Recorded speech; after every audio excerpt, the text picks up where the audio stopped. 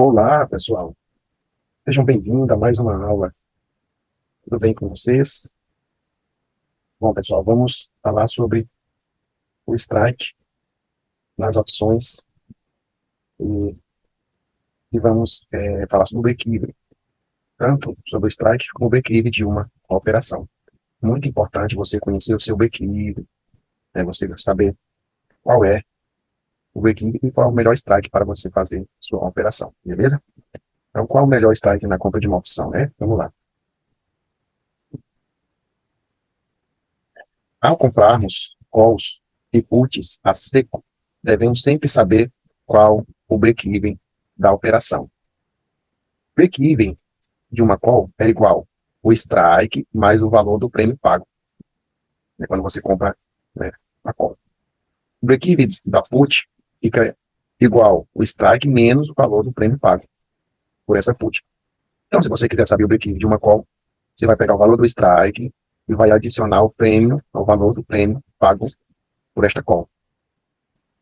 Na put, o break-even de uma put, você faz o contrário, né? Você vai pegar o strike, pega o valor do strike, subtrai o valor do prêmio pago por esta put, né? Sempre compare com o valor atual do ativo objeto.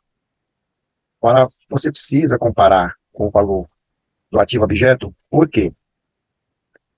No caso da call, no caso da put também, na compra da put, na compra da call, se o break-even estiver muito longo, muito longe, o ativo, o objeto, né, o ativo, a ação em si, precisa fazer um movimento muito grande para poder você ter lucro na operação. Então, o resultado da sua operação vai depender do seu break-even. O break-even nada mais é, pessoal, do que o preço de equilíbrio. O momento em que você deixa de ter, o momento que você passa a ter lucro, tá? Quando a operação está andando a seu favor e o preço do ativo, objeto da ação, no caso a gente está se referindo à ação aqui, ultrapassa o seu break-even. O break-even, quando está igual, você está no equilíbrio. Mas quando ultrapassa o break-even, você já vai ter lucro na operação. Então, o break-even é um preço de equilíbrio, aonde né, o seu resultado vai superar a, a sua perda, né? O ganho vai superar a perda. Vou dar mais exemplo, né? Então, por isso que você comprou uma put, tem sempre que observar o valor do ativo, o preço que está a cotação do ativo ali, objeto no momento, para você ver qual o seu break-even, se o break-even está muito distante, se o preço de equilíbrio está muito distante, se o ativo precisa fazer um movimento muito longo, para você poder ter lucro, tá? Quanto maior seu break-even, maior o movimento necessário do ativo para alcançar a região de lucro, como eu já falei, né? Então, o break-even vai determinar a quantidade de movimento que o ativo precisa fazer para você alcançar o lucro. Quanto maior o break-even, maior movimento, maior será, maior movimento necessário que o ativo precisa fazer para alcançar o lucro. Segurar a opção até o dia do vencimento. Então, você comprou uma call, você pode levar essa call até o dia do vencimento para você comparar, né, se o resultado vai ser. Não que você precisa, não que é necessário você segurar. Comprou uma opção, você vai segurar até o dia do vencimento. Você comprou uma opção e na semana seguinte, ou 2 dias depois já está dando lucro, você pode encerrar essa operação com lucro. Mas aqui no exemplo, você pode segurar até o dia do vencimento. Esse exemplo que eu dei aqui, para a gente poder comparar qual vai ser mais lucrativo. Você comprar uma opção, você comprar a ação em si, né? O que vai dar o maior resultado, né? Fazendo aqui um exemplo aqui que a gente vai falar. Então, compra de uma opção longa, né? Uma opção longa são opções que têm 6 meses, 180 dias para vencer. Então, Petrobras, Petro 4, preço do ativo. No momento em que eu peguei esse exemplo, a Petrobras estava sendo cotada a R$ 30,22. Eu olhei uma call bem dentro do dinheiro, né? Uma call ITM, Delta 95, tá? Uma call ITM bastante dentro do dinheiro, né? Chama It The Money, bem dentro do dinheiro, Delta alto, Delta 95, com 115 dias para o vencimento. DTE aqui quer dizer dias até a expiração, né? Até o vencimento. 115 dias até o vencimento. O strike dessa call eu peguei um exemplo, era 21,88. O prêmio pago era R$ 8 de prêmio, tá? E o break-even da call ficou 28,88 centavos. Você soma aqui o strike, 21,88, mais os R$ 8, que era o valor que estava a call no momento. A cotação, quando eu olhei, estava R$ 8 o preço dessa call. Então, só o preço da call com o strike vai me dar o meu break-even, que é o preço de equilíbrio.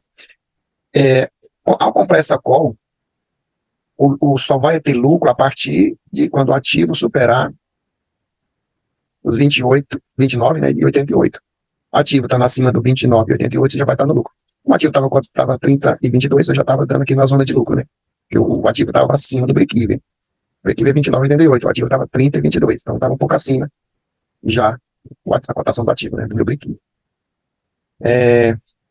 Então você tem aqui uma diferença de 34 centavos comparando o ativo em si, né?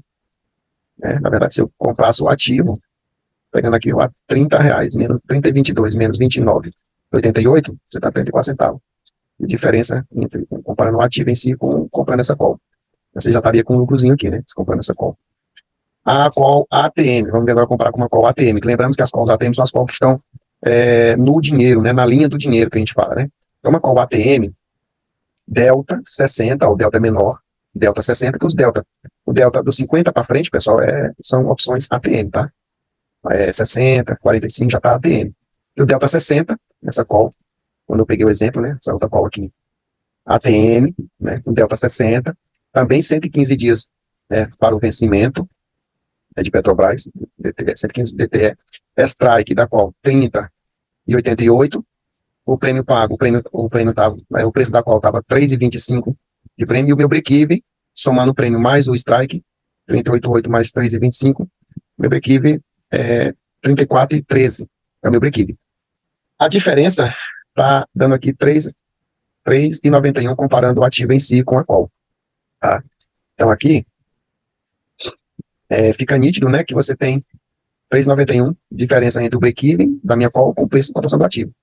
Esse valor aqui, a call ficaria, o break-even ficaria, o ativo teria que subir, valorizar 3,91 para poder alcançar o break-even, né? Só o preço de equilíbrio. Ele tem que superar os 34,13, o ativo tem que subir, passar de 34,13, ficar acima desse break-even, para poder alcançar a zona de lucro. É isso que eu quero mostrar aqui, beleza? Então, o break-even de uma call, de uma compra de call, bem dentro do dinheiro, delta 90, delta acima do delta 90, delta 95, né? Delta 90, delta 95, é um break-even menor. Você paga um prêmio maior, mas você vai pagar menos valor extrínseco. Lembrando que as opções que estão dentro do dinheiro, o delta alto, delta 90, 95, né? Acima do delta 90, do delta 80, são opções que têm menos valor extrínseco. Praticamente eles estão carregando apenas valor intrínseco, né? E o valor intrínseco, você não quer pagar valor extrínseco quando você está comprando a opção, você quer pagar valor intrínseco. Porque o valor intrínseco é o que realmente a opção vale, não é valor de expectativa. Lembramos que o valor extrínseco é o valor de expectativa. Se você vai comprar uma opção, você não quer pagar valor de expectativa de mercado, você quer pagar o preço que realmente a opção vale. Então você tem que comprar opções com delta alto, delta 90 para cima. Tá? Aqui o delta 95, 115 dias para o vencimento, strike 20,88, pagamos R$8. Estava custando R$8 essa qual. O break-even 29,88. Então o break-even fica menor na qual com delta bem dentro do dinheiro, né? Com delta alto, delta 95. Delta ITM, né? Delta 90, acima. Com a qual ATM, quer dizer, na linha do dinheiro, no dinheiro, delta 60, que é um delta ATM, mesmo 115 dias para o vencimento, você tem um break-even bem maior. O ativo precisa fazer um movimento maior para poder alcançar o break-even e a zona de lucro. Eu tenho que alcançar o break-even e ultrapassar o break-even. Veja, o ativo estava custando 30,22. Nesse primeiro exemplo, na qual ITM, o break-even é 29,88, ou seja, o ativo já estava na zona de ganho, já tinha ultrapassado o break-even, tá? No exemplo abaixo, aqui no segundo, na qual ATM, né, delta 60, o strike 30,88, 3,25 de prêmio, o break-even é 34,13, ou seja, um break-even maior, mais alto. O ativo tem que fazer um movimento um movimento superior, um movimento tem que ter um movimento maior, mais expressivo para alcançar o break-even e ultrapassar, para chegar na zona de ganho. Beleza? Continuando. É meio chatinho, tem uns detalhes, mas precisamos compreender isso aqui, pessoal. Muito importante essa questão do break-even da operação. No caso de compra de opção, né? Como ficaria o lucro dessas duas calls? Se Petro 4, né? Se Petro 4 estivesse custando 34,13 no dia do vencimento, né? Só uma hipótese, né? Se realmente Petro estivesse custando 34,13 no dia do vencimento, como ficaria o lucro dessas duas calls? A call ITM e a qual ATM. Na qual ITM, lá dentro do dinheiro, com delta 95, o lucro seria de 4,25, que seria 34,13 menos 21 R$14,88 menos o valor pago pela call, menos os R$8, que daria 14,22% de ROI, que é o retorno sobre o investimento. Então, se realmente Petro fosse o período de vencimento, depois que passasse os 4 meses, essa call, a Petro tivesse custando 34,13, a call ITM, a call com delta 95, teria um ROI de 14, né? 14%, né, na verdade, né? Então, a lucratividade na call ATM, né, essa é o segundo, foi zero de lucro. Ou seja, você teve o ROI de zero. Porque se você vai pegar 34,13 menos 30,88, R$30,88, menos os 3,25 foi o prêmio pago, deu zero. Beleza? Deu zero. Quem comprou essa call ATM no final dos 4 meses, se o ativo fosse para 34,13, não está dando lucro nenhum. Está zero de ROI. Comprando a ação, você teria 12,94 de ROI. Né? Porque você vai comprar ação, lembra que você comprou ação a 30,22, né? E aí a ação, depois de 4 meses, estaria 34,13. Então, você tem um retorno de 12,94% sobre o investimento. Então, dá para perceber que o maior retorno é comprando a call bem dentro do dinheiro, né, pessoal? Call ITM, com delta 90 para cima, tá bom?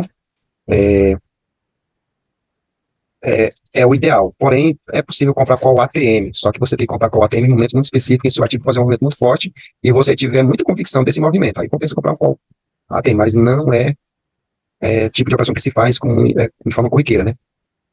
A estratégia de comprar calls ITM, bem dentro do dinheiro, delta 90 ou mais, é mais eficiente. Dá para ver aqui, né? O retorno é bem maior. Se o ativo fizer o movimento que você espera, né? A ação tiver uma valorização, lógico. Continuando. Tá? Ficou claro aqui, pessoal, sobre essa questão? Ficou claro essa questão aqui do break-even, né? O break-even na qual ATM, o break-even é maior, né? E na qual, por isso é que você não tem lucro. Como o break-even é menor na qual ITM, com delta 90 ou mais, então o ativo precisa fazer um movimento menor, um movimento mais curto. Você já te dá um lucro, já te consegue ter um retorno legal. Até mesmo maior do que comprar na ação em si, né?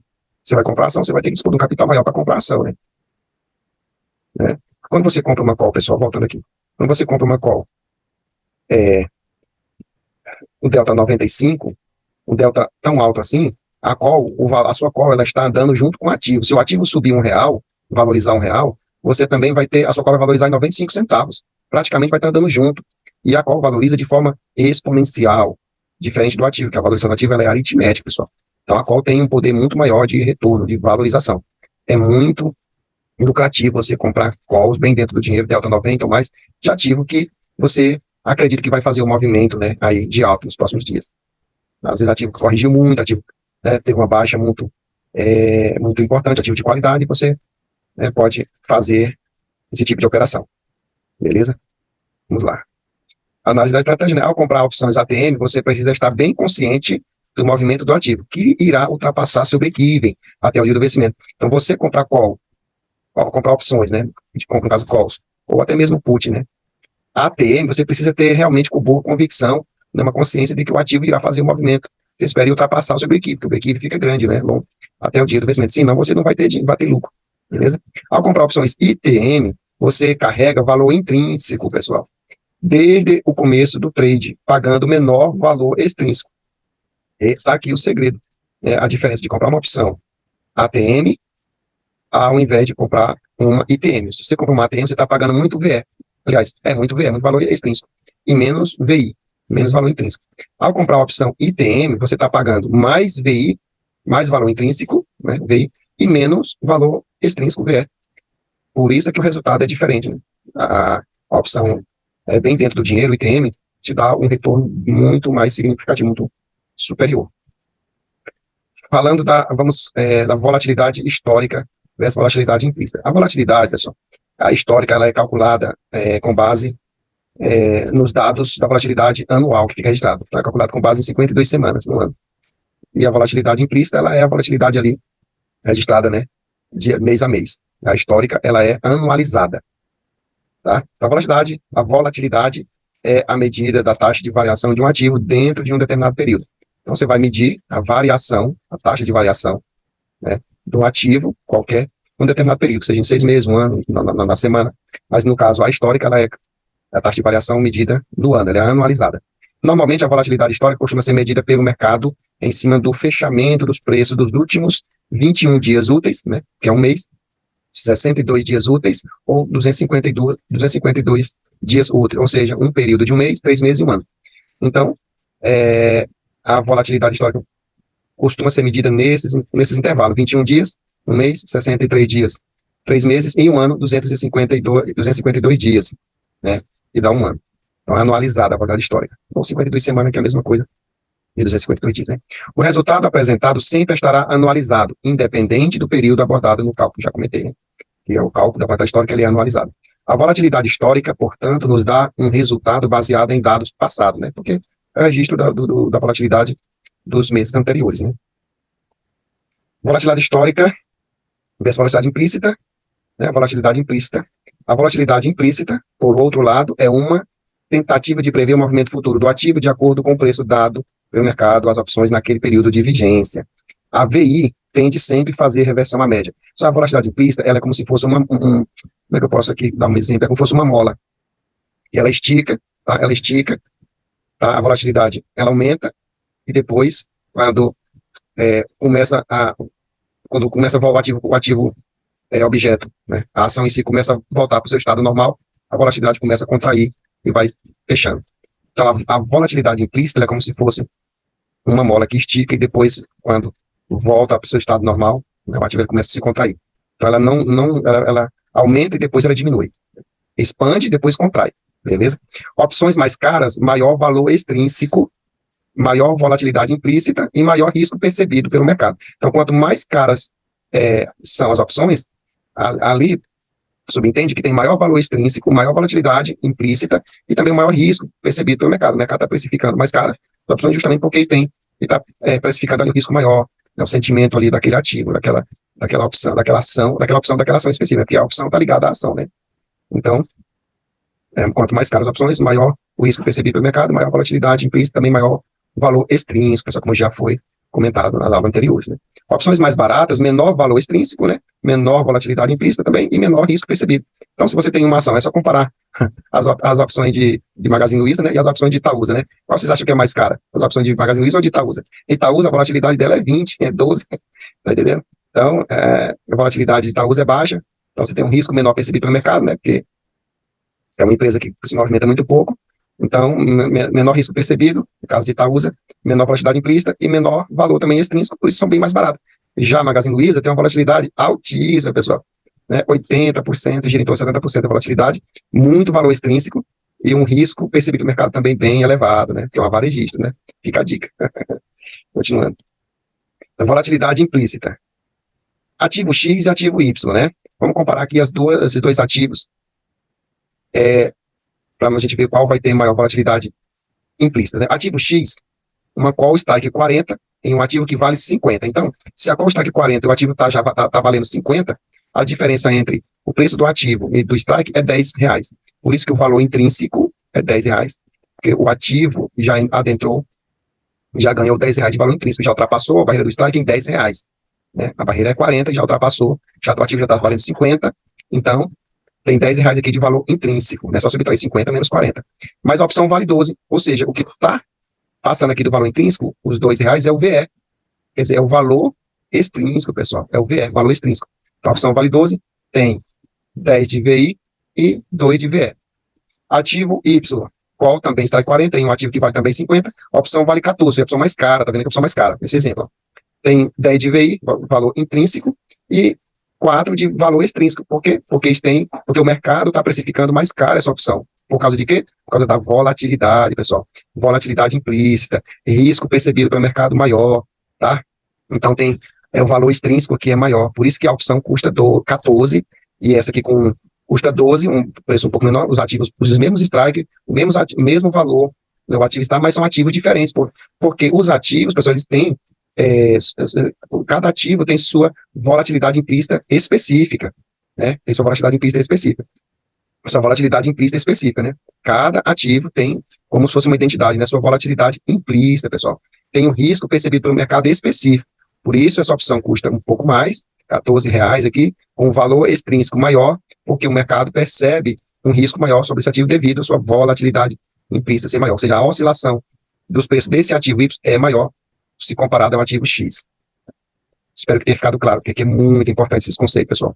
Considerando que ambos ativos têm vencimento em 30 dias, podemos assumir que o ativo Y possui maior volatilidade implícita, pois as opções estão sendo negociadas com maior valor extrínseco, VE, e o mercado está esperando um movimento maior desse ativo. Como já comentei, né? O ativo Y tem maior VE, maior valor extrínseco, porque também ele apresenta maior volatilidade implícita, né? O mercado já precifica uma opção um pouco mais cara, porque ele está precificando ali um risco um pouco maior para esse ativo Y aí. Volatilidade implícita, continuando, né? É sabido por todos os estatísticos desde 1990 que 83% das vezes a volatilidade implícita está acima da volatilidade histórica. Então, já tem estudo, né? Os matemáticos aí, os que gostam de cálculo, né, desde a década de 90, né? Que 83% das vezes a volatilidade implícita vai estar acima da volatilidade histórica, ou seja, a volatilidade implícita, que é ali da volatilidade do ativo em si, no dia a dia, estará 80% das vezes está maior, mais alta em relação à volatilidade histórica. Tá? Nesse caso, temos a evidência de que vender volatilidade no longo prazo se torna consistente e lucrativo. Por isso que eu gosto de venda de put, porque é muito lucrativo. Venda de call, vender volatilidade no longo prazo, né? Realmente é muito lucrativo e consistente. Bom, finalizou aqui. Vou encerrar aqui a aula. Muito obrigado. Fique com Deus.